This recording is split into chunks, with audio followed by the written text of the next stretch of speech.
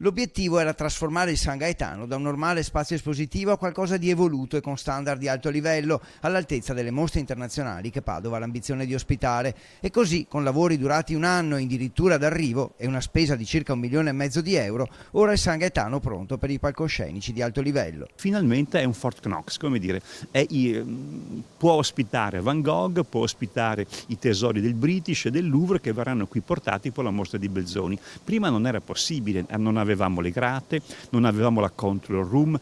Detto della sicurezza, con la sala di controllo delle telecamere aumentate a 20 anche quelle esterne e altri sistemi, l'intervento è stato fatto anche sul sistema di condizionamento e di controllo di temperatura, umidità e con pellicole per coprire le vetrate e filtrare i raggi UV. Nessun museo internazionale ci avrebbe prestato le opere in una situazione dove tecnicamente non avevamo il controllo del microclima. Oggi l'abbiamo microclimatizzato, addirittura con un sistema di controllo a specchio. Qualora si rompesse il primo impianto, scatta immediatamente un impianto di riserva. La prima mostra, dopo questo intervento, sarà quella dedicata a Giovanni Battista Belzoni, esploratore, ingegnere e archeologo vissuto tra il Settecento e l'Ottocento, considerato uno dei più grandi esperti mondiali dell'Egitto. Per questa mostra sono stati coinvolti tutti i maggiori musei del mondo. È una mostra gigantesca da un punto di vista delle ambizioni scientifiche, è la prima grande narrazione sul nostro concittadino a cui va ascritto il grandissimo merito di aver aperto all'Egitto con una chiave non solo predatoria, c'era anche quella,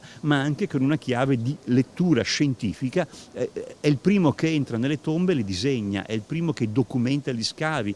Il primo banco di prova per il nuovo San Gaetano sarà dunque la mostra intitolata L'Egitto di Belzoni, un gigante nella terra delle piramidi, aperta dal 25 ottobre al 28 giugno 2020 e per la quale si attendono decine di migliaia di visitatori. La mostra sarà aperta fino a mezzanotte, anche il venerdì e il sabato. Di Belzoni ci sarà anche un grande ologramma, una sorta di proiezione tridimensionale, e si potrà vederlo e sentirlo parlare e raccontare i suoi viaggi.